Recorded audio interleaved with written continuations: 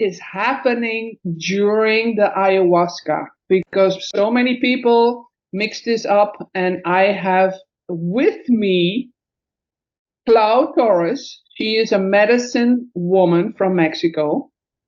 She is a business partner of me, and Clau Torres is better known as the Love Alchemist. Welcome, Claudia.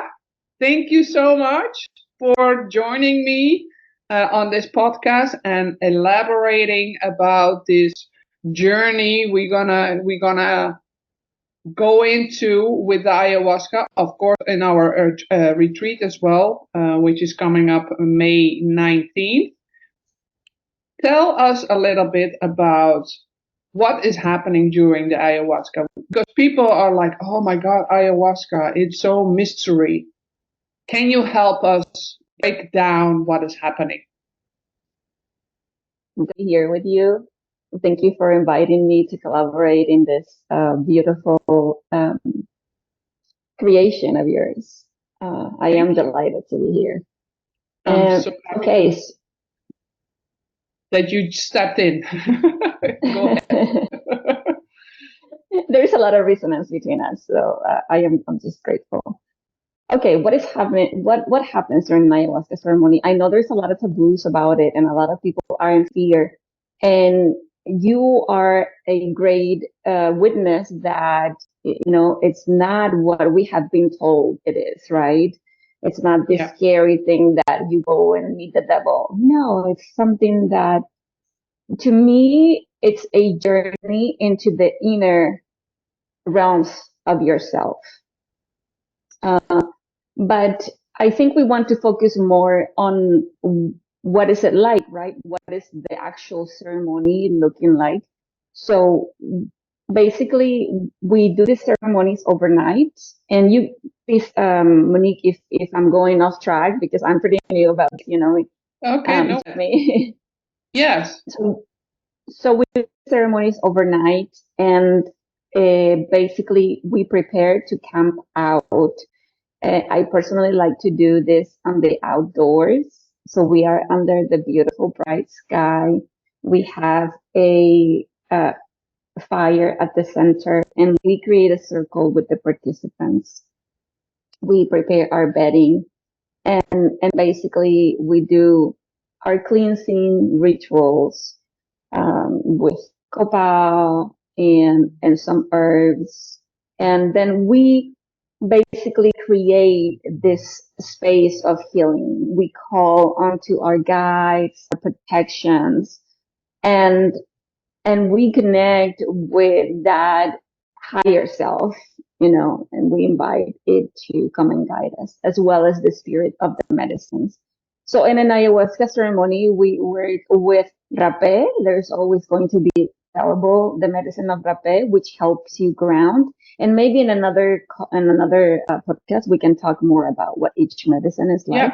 Yeah. So we will offer rapé, and we will offer sananga. And then after you have had time to process each of these medicines, then we drink ayahuasca. And basically we do a blessing prior to drinking our ayahuasca serving. And we ask the spirit of Mother Ayahuasca to come and guide us. Mother Ayahuasca we call her Grandmother Ayahuasca. She literally, her energy is like a grandmother. She's so nurturing and so loving. Yes, she will teach us how to have a different perspective on all of those stories that we have that have caused trauma and pain in our lives. But then she will give us so much love and nurturing that after an ayahuasca ceremony, normally people feel really happy and grateful to have endured this amazing process. I feel like an ayahuasca ceremony is equivalent to 1,000 or more than 1,000, therapeutic sessions with talk therapy. I totally agree. Yeah. And I can confirm everything you're saying.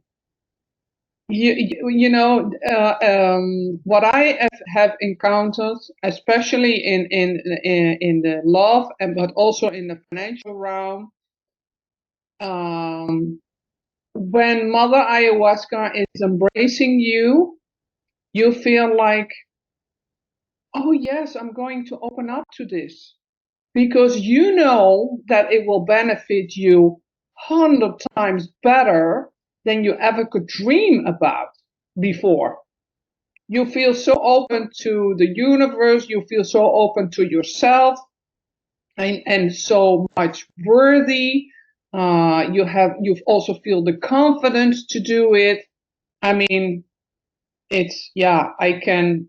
That's why I invited you to bring the ayahuasca to my retreat as well. And I am delighted to be here. Uh, I guess I can touch a little more, basically, like get back into what it's like to be in an ayahuasca ceremony. Basically, after you drink Mother Ayahuasca, the brew, you will we will encourage you to sit either on a meditation position or you can lay down, and it's almost like you're suddenly dropping into a dream.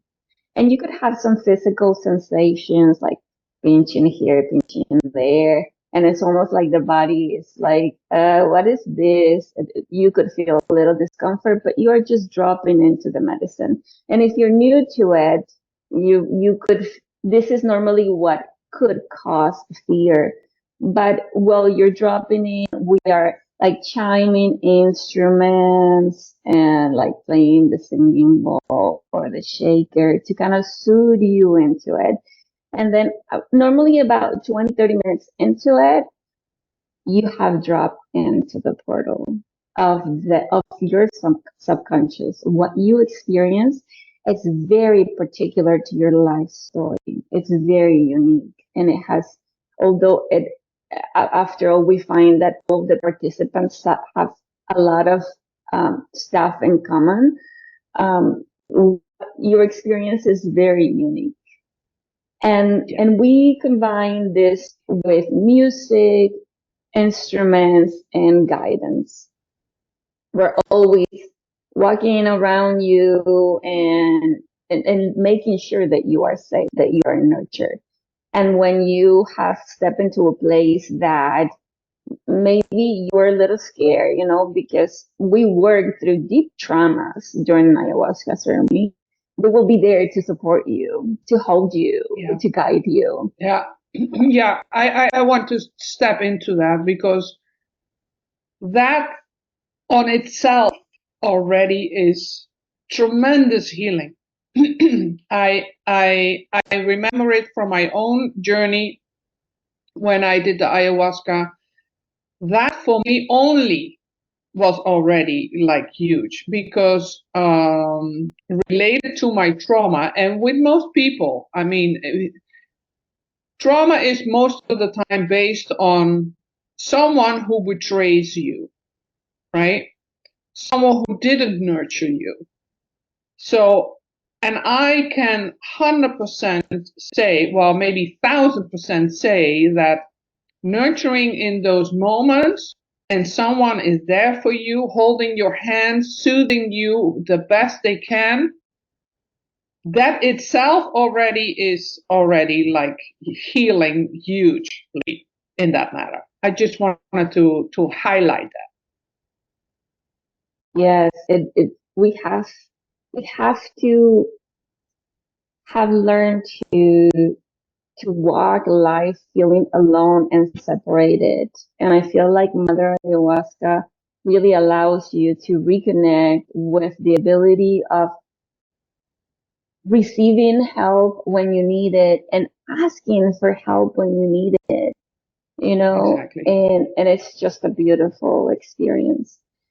So to get back into what it's like to be in an ayahuasca ceremony, we will have moments of music, we will have moments of silence, and we will always have that fire going. We will always prompt you to focus on gratitude because I found and I firmly believe that gratitude is your superpower, not just in an ayahuasca ceremony, but through life. Yes. When In when general. you focus on gratitude, you change the vibration of any circumstances, and True. it just allows you to rise up from it and to come back to love and oneness. And so we I totally promote a agree. lot of that. Yeah. Yeah. So, uh, as a love alchemist, um, what what is the most important thing for people to understand about an ayahuasca? I add the most important thing is to understand that it's not something scary because you're not going to go to anything you don't know already. It's going to take you to the inner realms of yourself and the things you want to heal. And it's so also super important when you are preparing to come to an ayahuasca ceremony because there's a lot of preparation involved that we can talk in another session about Yes. a an intention set. For instance, I could say that I have one of my first ayahuasca ceremonies. I was like, Mama Aya, show me what my life purpose is. Show me. And that was my intention, you know. I want to Got it. be aligned with my highest purpose. I know there is more to life than just work, work, work and be miserable out there. I need to step into Yes. my purpose. So yes, Yes. have an intention and come with an open heart for the experience. Amazing. That's an amazing advice. And I would say, guy or women who want to participate in our retreat, Clau is going to do some workshops as well during the retreat. When I tell you about how to become financially independent, love is also part of it. Because when you have a lot of money and don't have love in your life, hmm, I wouldn't sign for it, right? And it doesn't matter how much you are traumatized, and I'm a living proof of it. Um, you can receive and embrace love again. So if you want to join us, check the link below, and we hope to welcome you on May 19th. See you there. Thank you, See Claudia. you. It was a joy. Thank you for inviting me, sister.